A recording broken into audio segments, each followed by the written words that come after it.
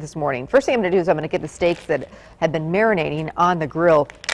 And a couple of tips when it comes to that. If you can pull those steaks out of the refrigerator about 10 to 15 minutes before you grill them, it's going to take the chill off of those steaks, and it's going to get a nicer sear on those. Also, they've been in this marinade.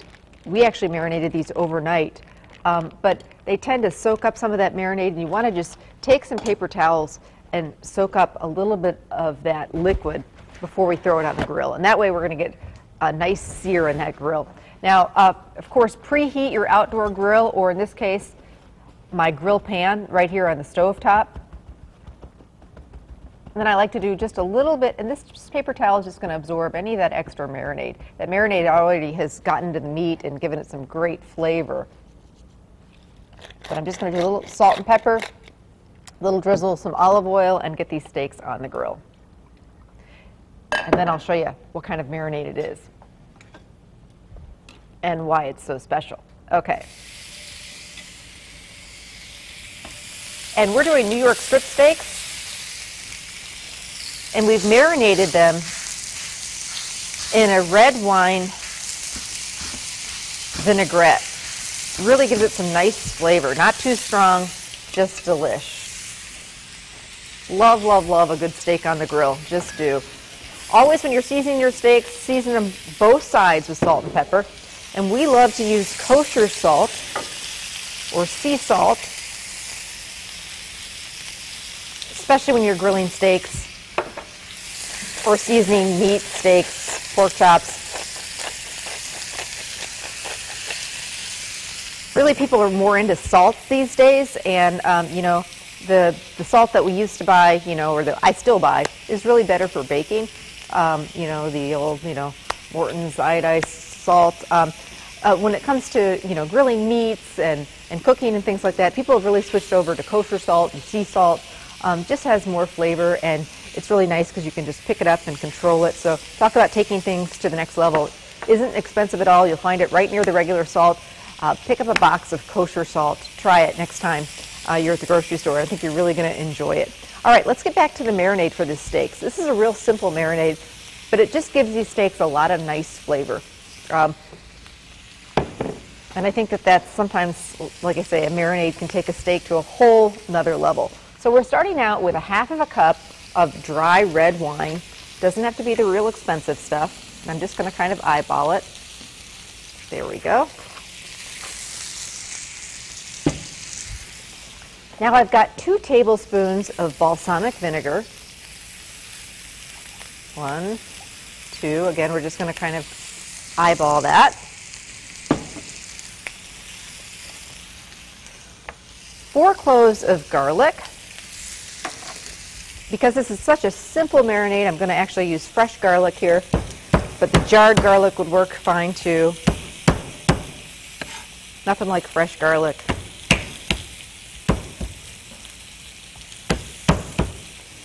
And by the way, I've got a neat event coming up next weekend, and I'd love to have you come out and see me.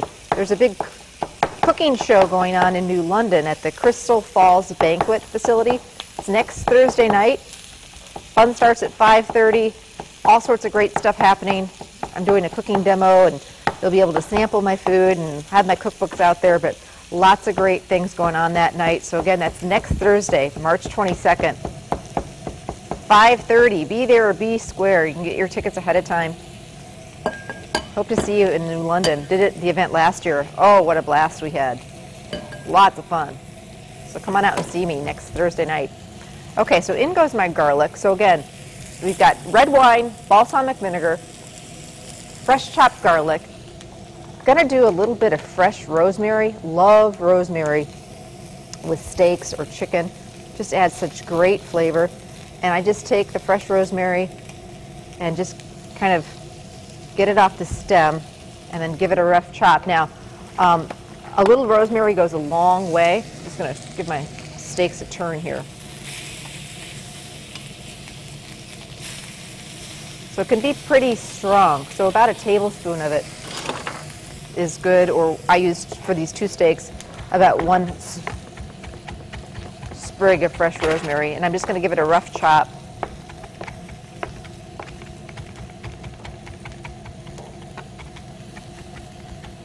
If you didn't have fresh rosemary, you didn't want to run out and buy it, or you don't have it in your little herb garden there.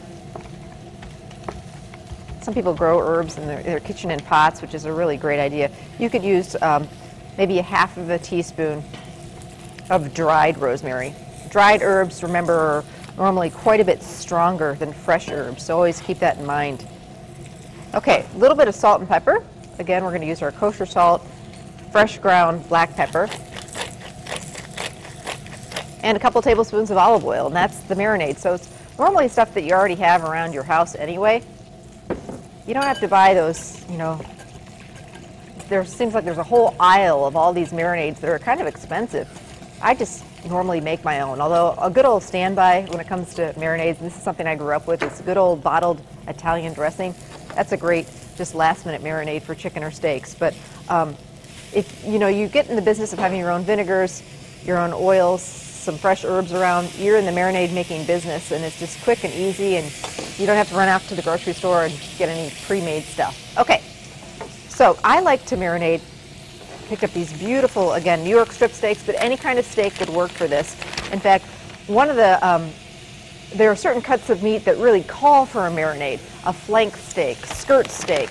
I think sirloin steak sometimes can really need use a marinade. They're usually a little bit tougher cut of meat, and those are steaks that, wow, marinate those and you'll really take them to the next level. These are some beautiful New York strip steaks, and I like to marinate in a Ziploc bag just because it's no mess. Right in there, get those steaks in there. And I like to either throw this together in the morning and let them hang out in here all day long in the fridge for that marinade, or even better, overnight.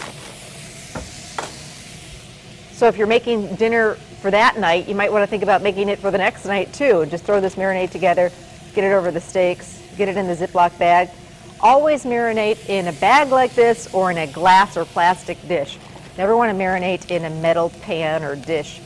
The acids from marinade in that pan just don't work well together.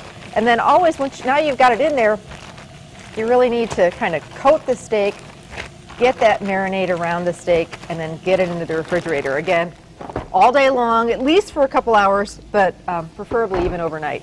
Okay, wow, these steaks are looking gorgeous, isn't it?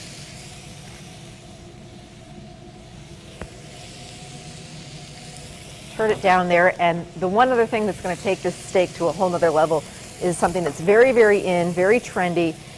You're seeing it a lot these days, and that's a flavored butter. And it's so quick and easy to make. Sounds fancy, and there are a million different combinations that you could do. Basically, we're taking a stick of butter, and we're adding, you can add herbs, you can add garlic, you can add blue cheese. This is a sun-dried tomato butter. 2 ingredients, 1 stick of butter into my food processor, or you can do it by hand. And then I've just got some sun-dried tomatoes that are packed in oil. Just want to kind of fish those out. A few of those in with the butter.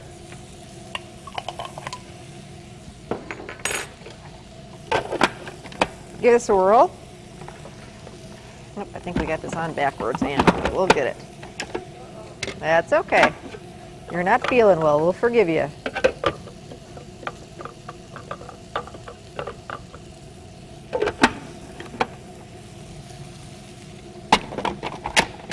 There we go.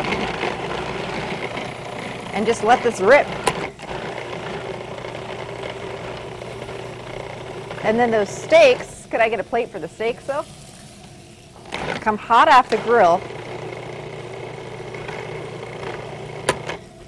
And what you do, now with this flavored butter, what you can do is you can actually keep this in your refrigerator. So if you've got company coming and you really want to wow them, you're doing steaks on the grill and you want to do some sort of a flavored butter, you can make this flavored butter at least a few days ahead of time.